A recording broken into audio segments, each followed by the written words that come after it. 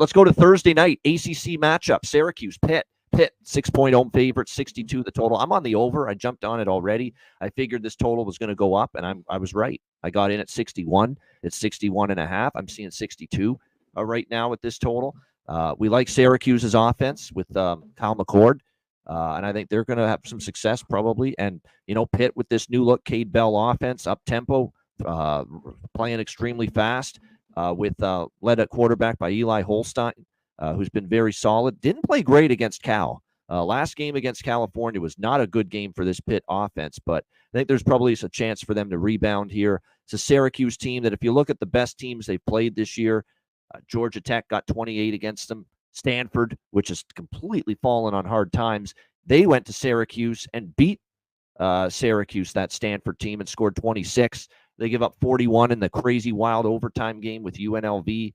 So against some of the better offenses, the Syracuse defense hasn't been great, but I do like the Syracuse passing game. McCord's been very good, obviously, throughout the course of this season to this point, and we'll see if he can test that Pitt secondary, because if you look at the Pittsburgh numbers as far as the secondary is concerned, much the weaker the numbers as far as their defense is concerned. Very solid against the run, 25th in the country, 108 yards per game allowed running the football, but that defense for Pitt is giving up 244 passing yards per game, 105th in the country. That plays into what Syracuse does best, which is throwing the football with Kyle McCord. So I don't think I love a side here, but I do like the over in this one. C-Max, Syracuse, Pitt. Yeah, and Pitt, off the bye after that close win with Cal, and I think it gets back to like Holstein in that game. Not a ton of yards. He should be able to be back to where he was earlier in the year, right around, I think, 275 plus 300 against the Syracuse defense. And one thing with Syracuse, McCord, I mean, he's been consistently just slinging it. Seems like 300. I love the receivers. The tight end's really good for Syracuse. Almost 66% completions, 19 to 6 TD to INT ratio this year for McCord as well. Yeah, I get it. I kind of lean over here too. This is 61.5. Syracuse, they keep plugging on. I know they went over NC State too, maybe getting a little better. Big win there at Cal. And of course, the win at UNLV.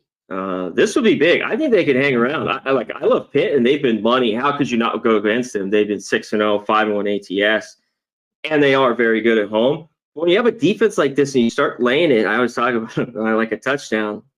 I'd be leery. I think Syracuse could maybe hang around in this game.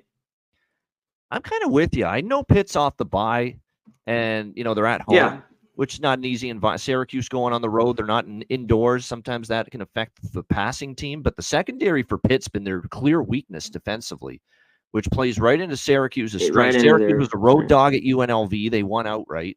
And the first true road test of the year for them. And they aced the road test, because they won that game against UNLV. Certainly if this goes high, and look, there's been some money on Pitt. This went from 5 to 6. Definitely if this gets to 7, I'm on Syracuse. I will be a buyer on Syracuse at 7. Even now at 6, I think they can throw on Pitt. And because of that, I think they can probably be right there in this football game. So I'm with you. Yeah, I think Allen, if it goes to 7, I'd start looking. I'd like that too.